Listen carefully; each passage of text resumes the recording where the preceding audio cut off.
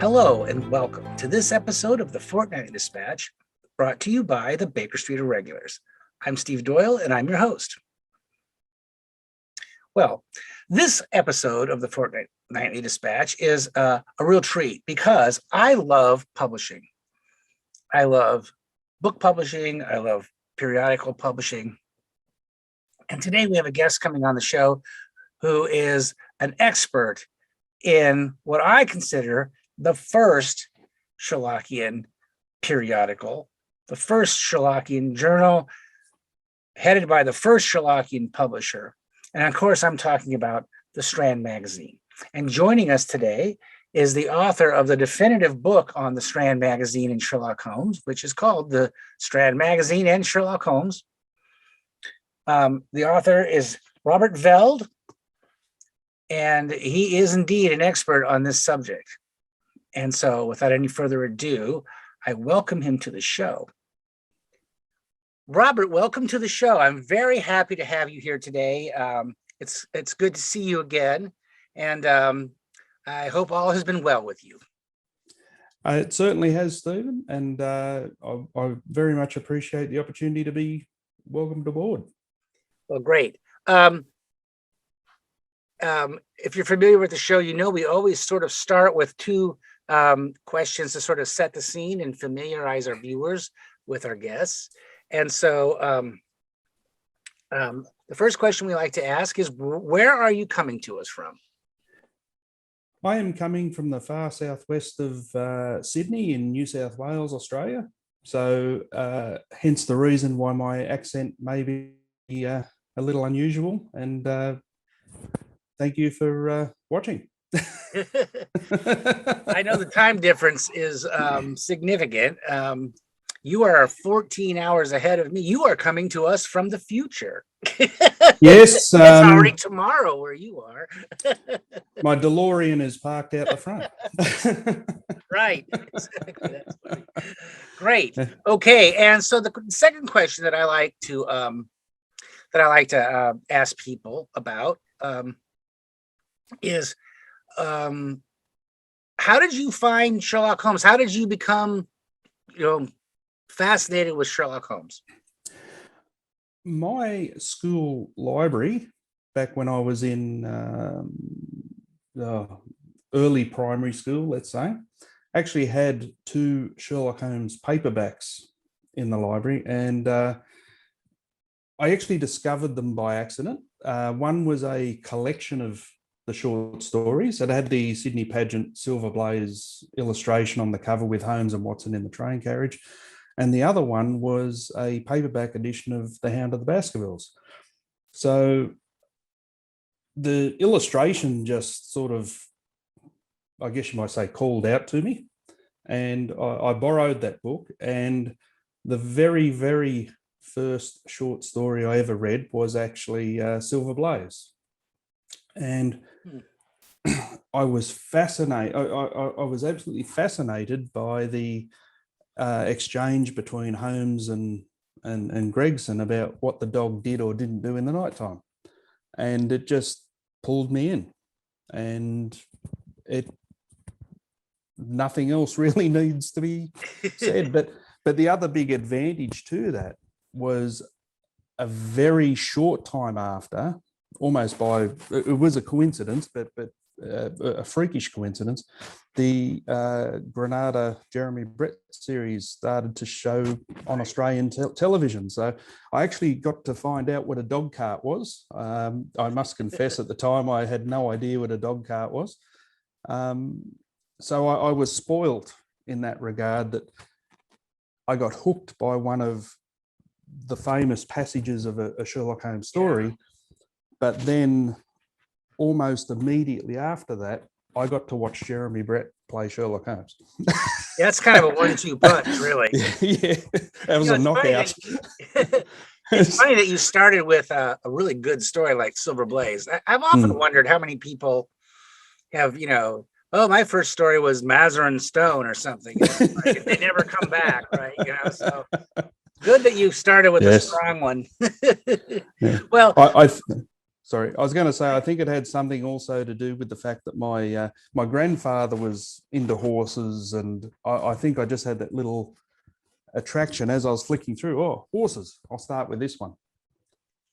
That's good. So that's how it That's began. good. Well, that's a great start.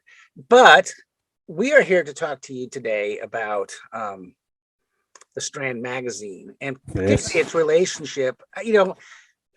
We can talk about the Strand mag. Anybody who talks about the Strand magazine, I think, can't talk about the Strand magazine without talking about Arthur Conan Doyle and Sherlock Holmes. I mean, to me, in my own mind, they're so intertwined that you can't talk about one without the other. Is that how you see it? Very much so. And I actually use the phrase symbiotic relationship, in that one is the other, as the other is the other as well. They're inseparable. And Sherlock Holmes owes a lot to the Strand magazine, and the Strand magazine owes a lot to Sherlock Holmes. Right. I think you make a very good point. It seems to me that neither one would have had the success that they had without the other. And exactly. I find that fascinating. It's very much like to give another example. You could have, for example, a great singer-songwriter who goes and writes their own songs, their own music, and they perform a fantastic song. If they then don't have the financial backing, the marketing, and the ability to get their music out into the marketplace, they stay almost undiscovered. And I think the whole thing with the Strand magazine and Sherlock Holmes is that the success of the Strand magazine, which was well established prior to Sherlock Holmes coming along, gave Sherlock Holmes the perfect platform to then go off and become the biggest thing in literary history at the time. And many might say that he is almost still unsurpassed. Right. That's a really good point. Well, let's talk about the Strand. So sure. I'm going to presume that all you all you viewers out there know what the Strand is, but in a thumbnail, tell us a little bit about what the Strand magazine was. The Strand magazine was, here is the January #1 issue in the best condition I've ever seen it in. The Strand magazine was basically a revolution for what it was. Prior to the Strand magazine, you had magazines, periodicals, journals, all those sorts of things that were sparsely illustrated. And when they were illustrated, it was often an ink form of drawing, of a crude line drawing in many respects. The text was often very plain, and there wasn't a lot of finesse to the layout of what you're reading. It was just, here is a cheap throwaway publication. When you finish with it, you threw it in the bin, or you passed it on to someone else who then threw it in the bin. What happened with the Strand magazine is you suddenly had something that was highly attractive to the eye visually, and add to that the work done by the editors and the people associated with the magazine of getting quality content included. Right. So the remarkable thing about the Strand is the first issue was put together in something like only 3 months. It was actually put together in a little bit of a rush. The story goes that George Newnes had the idea for a magazine that could rival a lot of the American magazines that were starting to infiltrate the British market. Now, a big part of that is potentially true. The flip side to that, or the other explanation, was that Herbert Grenoff Smith, who was the editor at Temple Bar at the time, had the idea for the Strand and the want to then publish foreign writers and to produce a quality magazine. So you have two stories there isn't what I would call conclusive proof as to which one is 100% correct. I'm prepared to say that it was actually a marriage of the two. I would think that George Newnes had the seeds of an idea, but Herbert Granoff Smith brought the mechanics of the idea to life. Because a lot of people don't know that George Newnes actually went into an initial partnership with William Steed, W.T. Steed, who published Review of Reviews.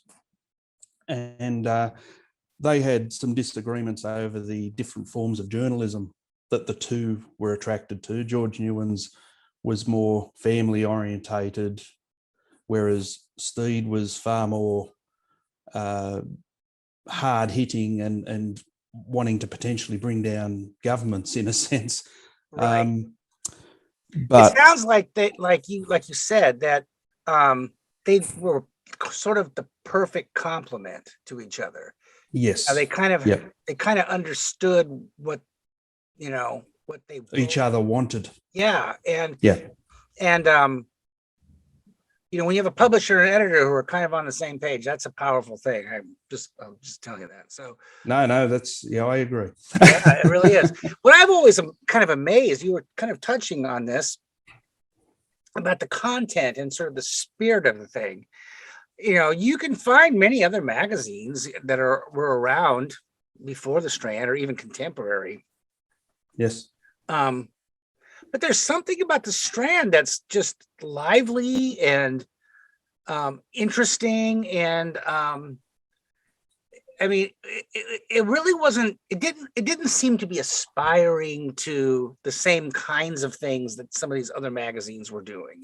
Like serious literature or reprinting these. It's got interviews with celebrities and it does portraits of celebrities and curiosities and then popular short stories. It just seemed to have a completely different spirit.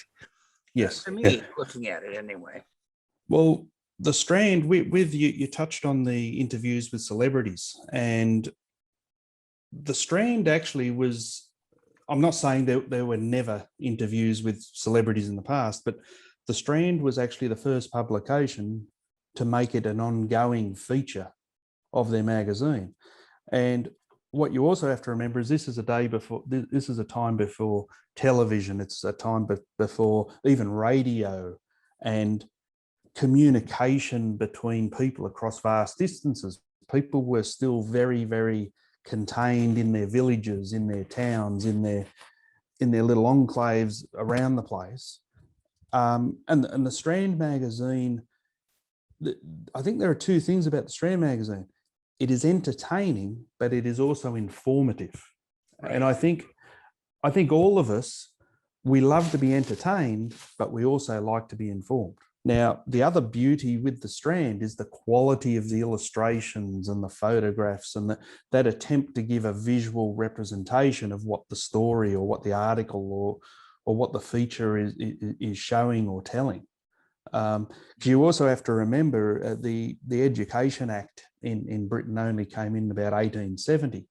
So while the ability for people to read had already begun, you could probably say with an amount of certainty that the literacy level of a lot of people in the UK outside of the already educated upper classes was still a little mediocre, and the visual pictures that the Strand magazine contained would have gone a long way towards people understanding probably some of the more detailed or intricate text that was in the magazine.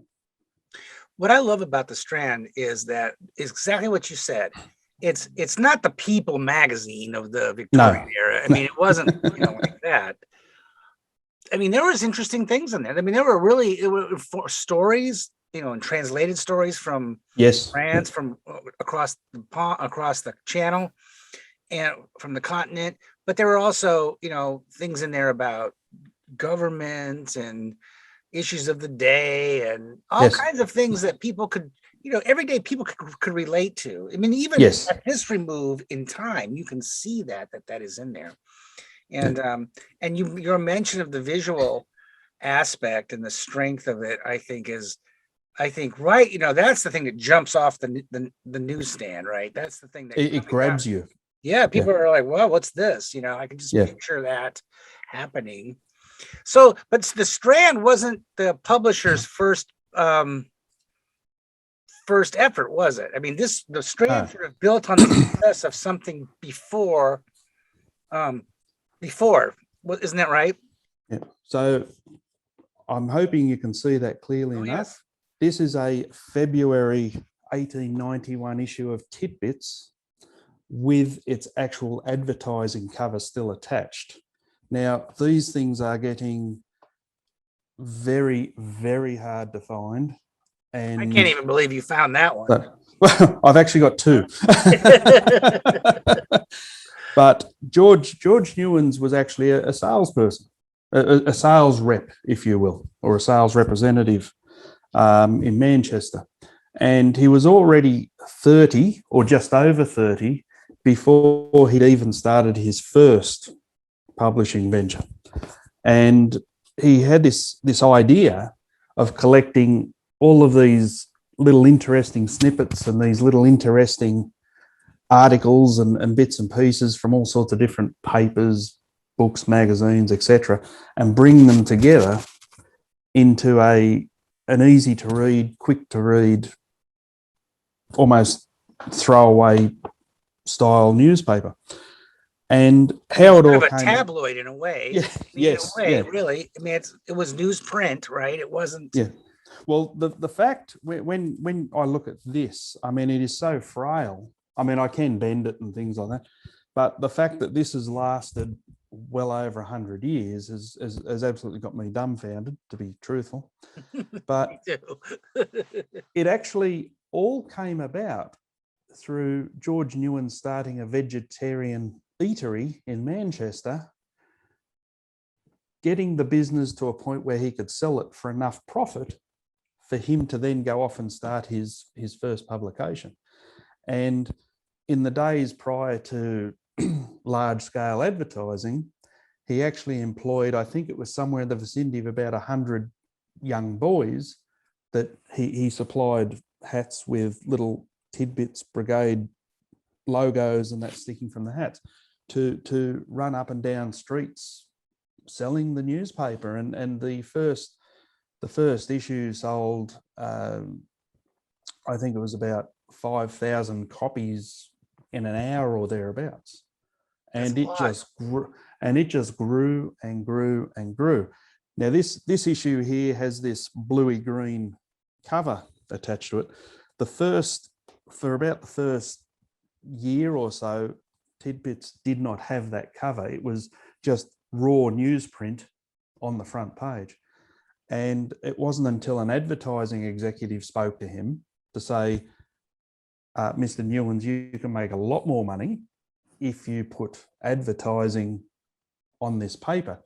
So he invested something in the vicinity of about £6,000 into a special printing press. Oh, back then it was, well, even now it's a lot of money, but back then it would have been, you could have fed a small town for several years on that money. That was a lot of money. But it was a special printing press that allowed the insertion of the cover over the inner material of the publication, so that it all get produced in one fell swoop through the printing machine. And once that happened, he was making something like £3,000, £4,000 a week just out of Tit-Bits. Wow. It is just, but even the quality, even for its age, there's a very fine engraved illustration there on the cover. Right. Even quality, in this sort of toss off kind of, periodical like this, even that had a very high quality, standard in its production.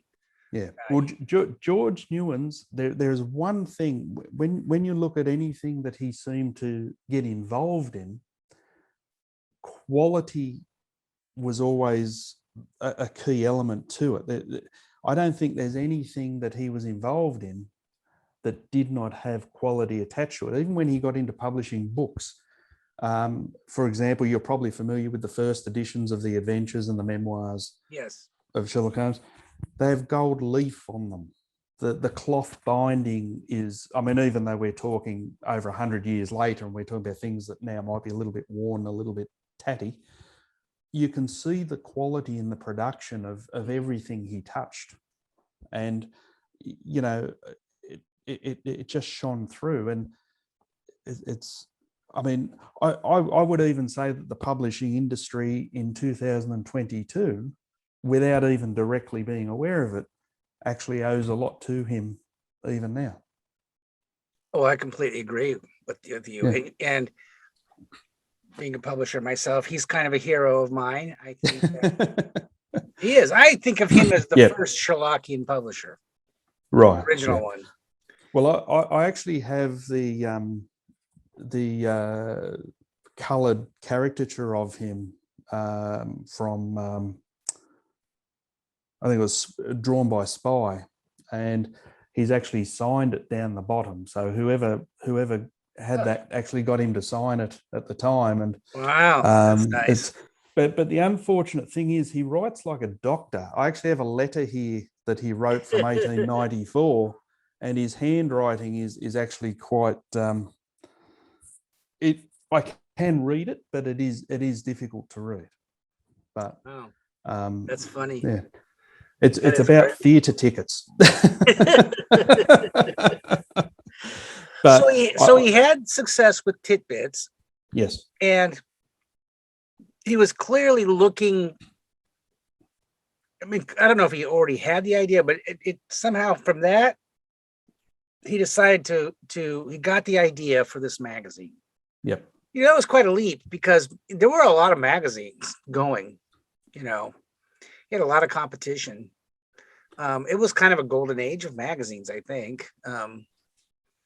But one thing I think he always maintained, and we get back to that quality aspect that he always, I think he always had in him. For if I'm going to present something to the public, it's going to be the best of its type. Yeah.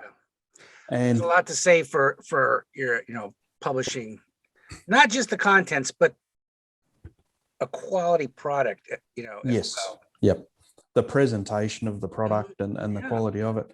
And the introductory letter that is written, the editor's note in the inside the very, very first issue, where he talks about past efforts of the editor in supplying cheap, healthful, not helpful, but healthful. So he was concerned about the quality of what he'd left his people to read.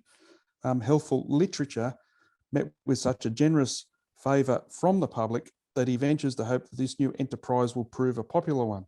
He is conscious of the many defects in the first issue, but will strive after improvement in the future. So because the first issue was put together in such a rush, he was aware that it wasn't going to go out absolutely perfectly, but he was always someone searching for perfection. Yeah. It didn't take him long to sort of hit a stride, did it? I mean, I think that thing. The first issue. Yeah, right. Even though Holmes didn't show up for a short ways down the road, the magazine was already a success by the time.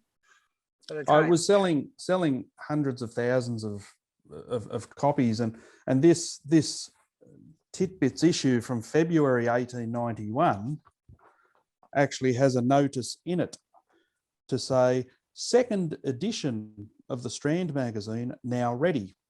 The first edition of 200,000 was in a few days seen to be inadequate. Wow, isn't that something? That's amazing.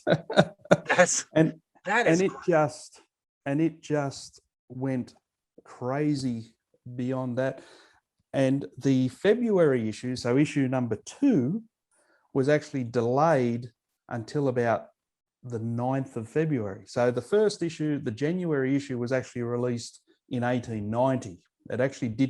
It did not go on sale in January 1891. It actually was released prior to Christmas in either early December or very late November.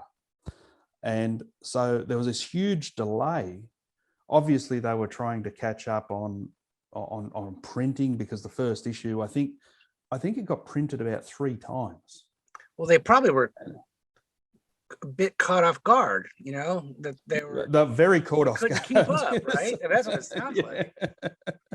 Yeah. Robert, we need to take a commercial break and hear from our sponsors. So sit tight. We'll be right back.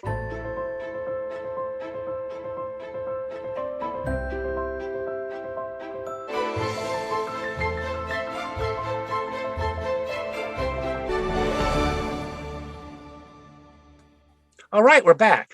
Well, that kind of brings us up to the part of the story here where Sherlock Holmes enters the picture. And do we know how Arthur Conan Doyle decided to send stories to the Strand magazine? Or, did he just see it and say, hey, I want to be in that magazine?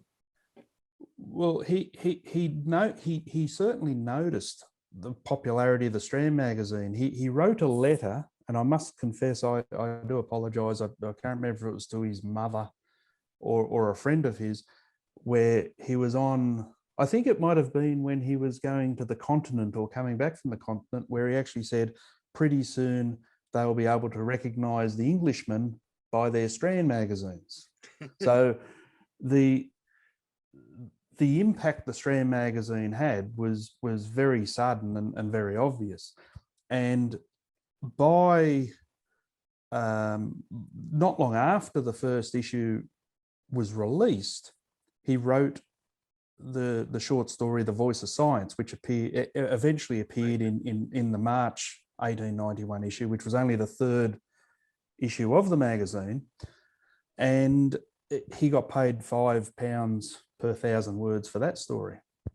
But it's quite interesting. I actually have a reproduction of the letter that Herbert Grenoff Smith sent to A.P. Watt, his literary agent. And so it is dated January 24, 1891. And so you can see from that how rapidly things were working for the Strand. Here they were only about less than a month out from the 2nd issue being released, and here's Doyle, here's the acceptance letter saying we're going to use your story at the very tail end of January, and it appears in the March issue. So you can see how rapidly all of this was moving.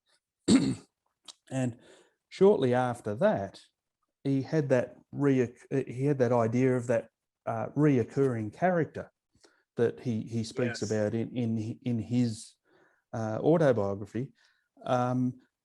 I mean, there is some conjecture about what made him think to do that, but there is quite a popular tale of him getting a letter from an abdominal surgeon whose last name is Tate. I can't remember his first name right at the moment, who spoke about how much he enjoyed A Study in Scarlet.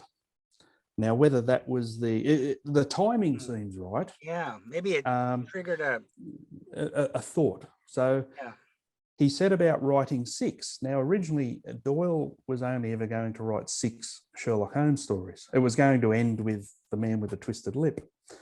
Now,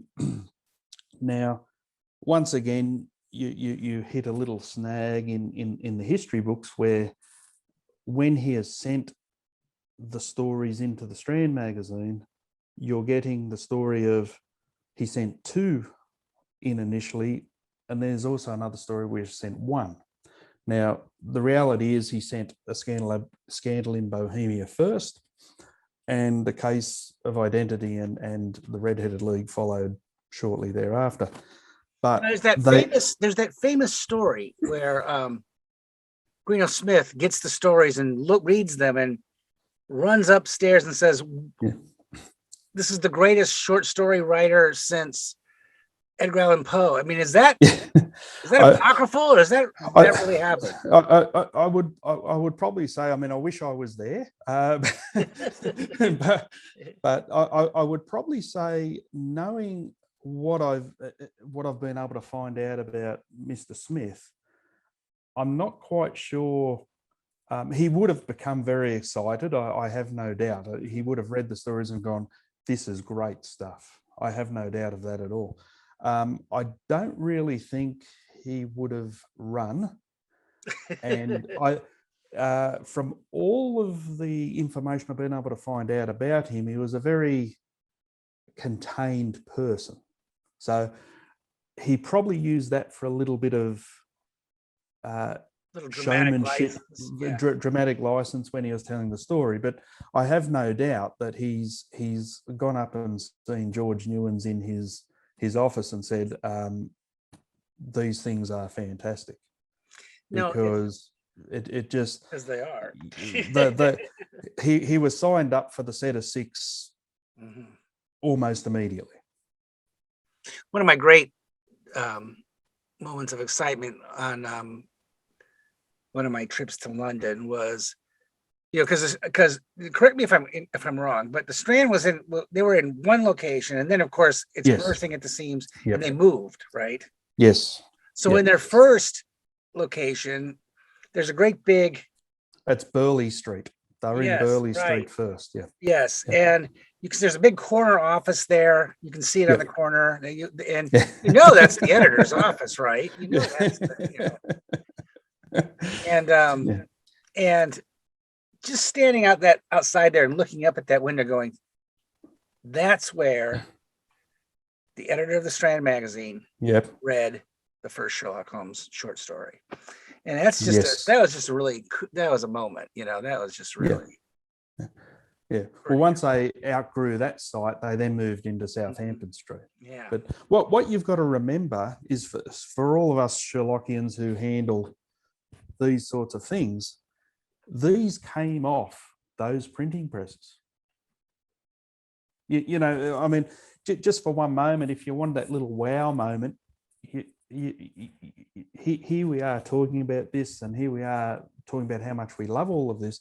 Now, every time you pick one of these sorts of things up, you are indeed handling something that ran off those printing presses. Right, from right there. Yes. And I find that that's fascinating. Well, to me it is anyway. It's right. Oh, I love it. Yeah. Totally. Yeah. That moment of physical contact. You are actually, holding a piece of that history in your hand at that point. Yes. Yeah. It's really, it's wonderful. I mean, it's one thing to read the words on the page and all that, and it is, don't get me wrong, but to actually hold the original thing in your hand, that's special. Yeah, it is. So they start running Sherlock Holmes. What happened? So the first 6 came out. He got paid £5 per 1,000 words for each one of those. Now, the first 6 were pretty much, or at least the first 12, were almost exclusively handled by his literary agent, A.P. Watt. So A.P. Watt took his 15% cut from each of the payments. I mean, to give some sort of indication, Doyle received £25 for A Study in Scarlet. For A Scandal in Bohemia, now you've also got to think, one was a novel or a novella at least, and the other one was a short story. He got £36. Watt then had to take his 15% off the £36, but Doyle got paid £36 for A Scandal in Bohemia. So from Doyle's perspective, here he was trying to make his name as a writer and to finally want to give up being a doctor and become a full-time writer. To quote Grenoff Smith, but to put it in Doyle's words, he was a godsend to a writer. All of a sudden, he could produce a 10,000 word, 11,000 word, 13,000 word story and get paid more than he got paid for A Study in Scarlet. Yeah. Yeah. And that was the other thing that brought the quality to the Strand magazine. They were willing to pay top dollar, and in return, they got top product for their publication. And so Doyle was initially a little bit reluctant about writing the next 6, following on I'm sure the top dollar didn't hurt. No, so he got a little pay increase for the second 6, which was £50 per story, and he'd already had thoughts of killing Holmes prior to getting to the end of that 6. And in this instance, it was his mother who said, "Don't you dare, don't do it." And in fact, for the final story, Copper Beaches, he actually used a lock of hair idea that his mother had actually given him. So he finished the 12 thinking he was done, but the Strand wasn't done with him. Right. And so public.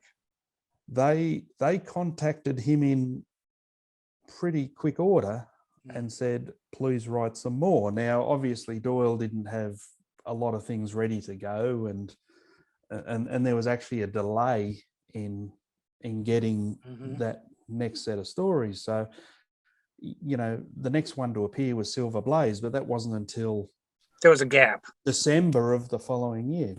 So the first set is coming out sequentially. Yes. Rapid fire, essentially. What's happening with the readership of the Strand magazine as this is happening? Oh, the Strand magazine, the readership has escalated even beyond what it was before. There are some, you got to be careful because some of the sources vary and some of what gets said varies, but we're talking about a 30% increase. So even on top of the 200, 300,000 circulation, we're talking about another 30% on top of that again. Yeah. And it is just, it's like nothing the UK has certainly ever seen. And, within a short period of time, there is this massive, imitators. Munsey's was one.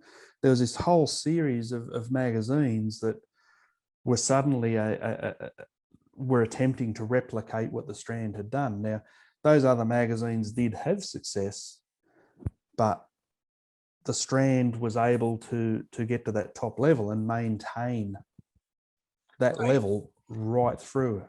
Really revolutionized the way people looked at those kinds of things. And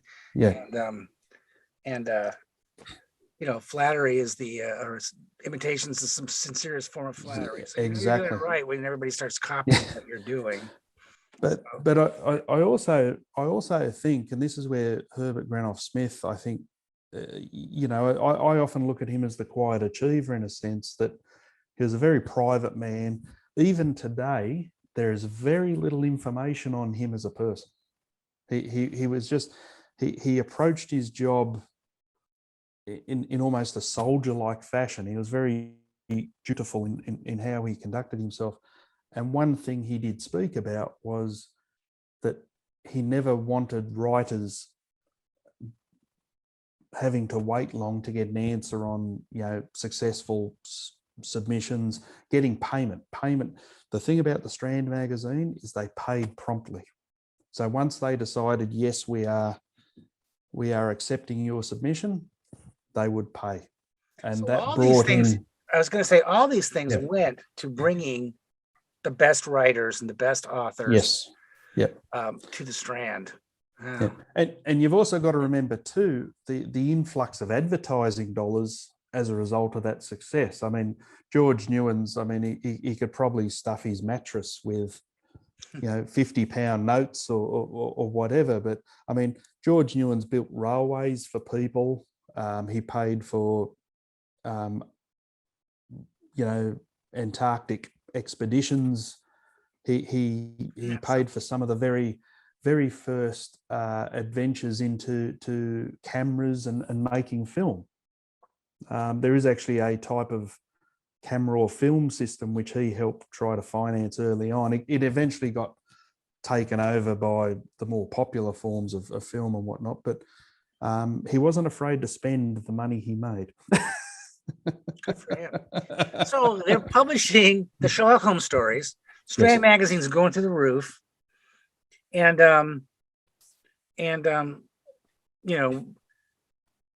at some point, Holmes drops. Doyle drops Holmes over the Reichenbach Falls.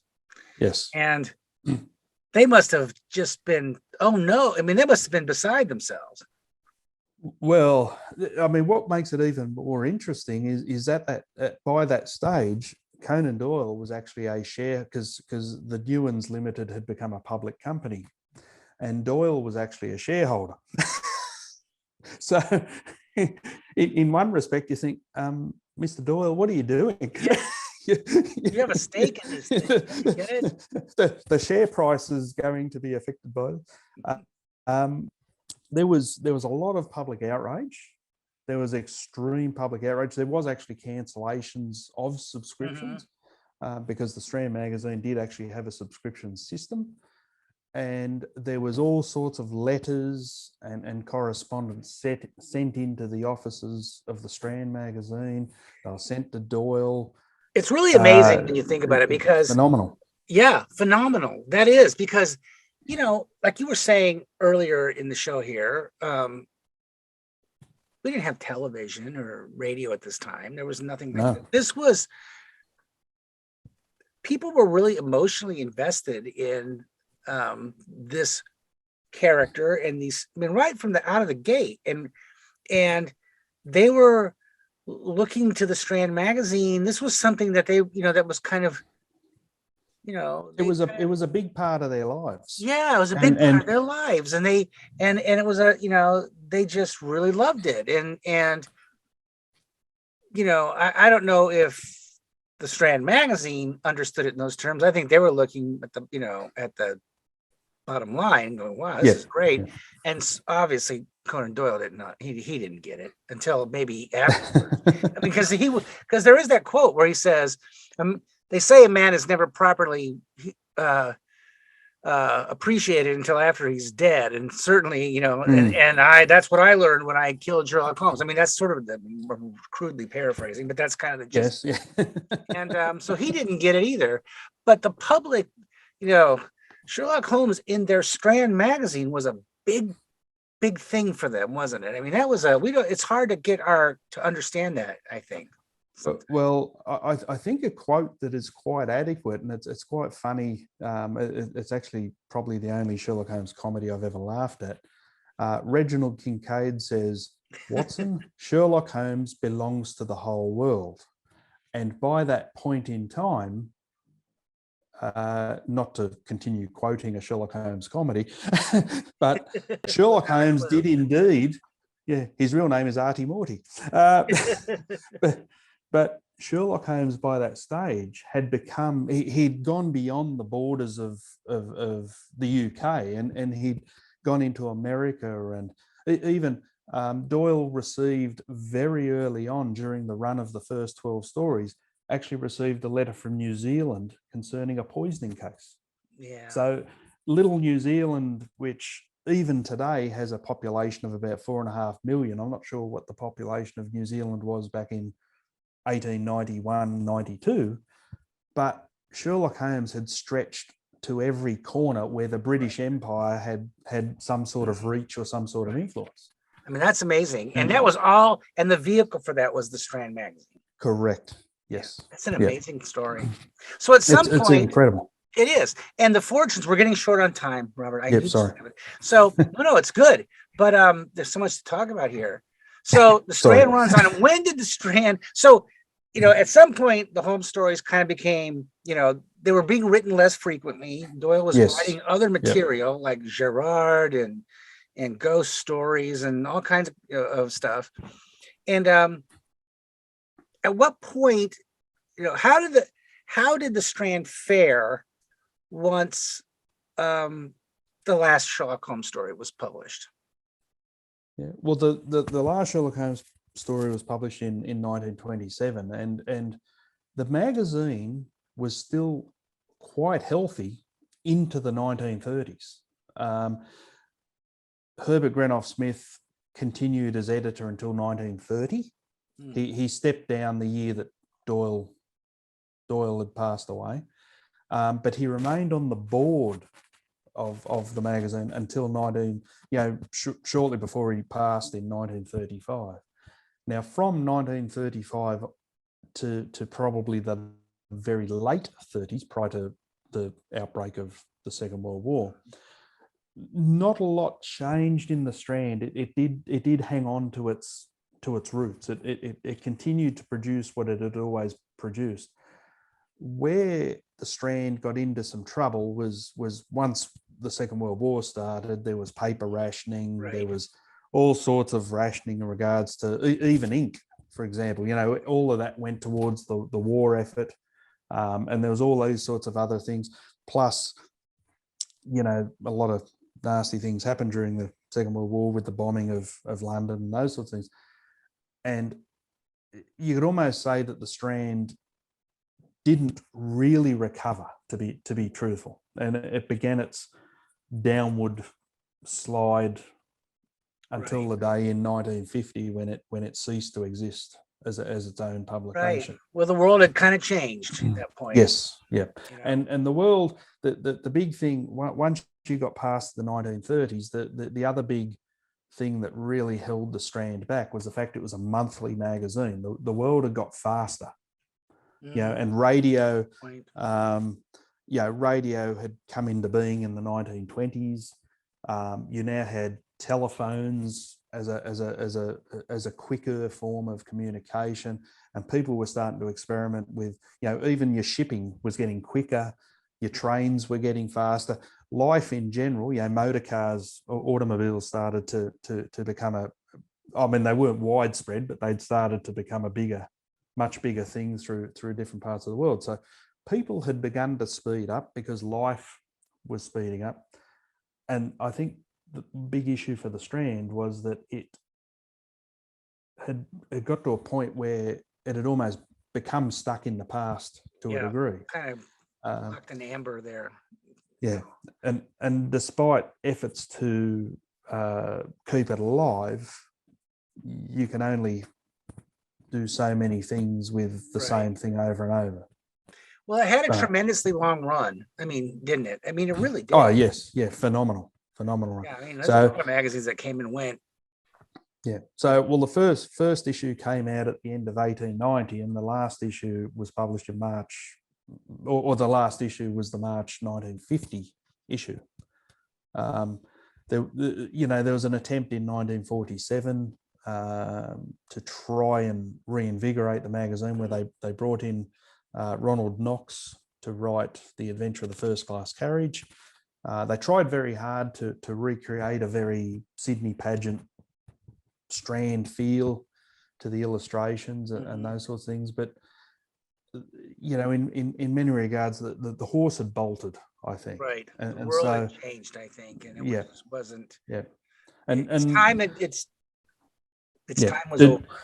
Despite the nostalgia aspect, nostalgia wasn't enough to keep it alive.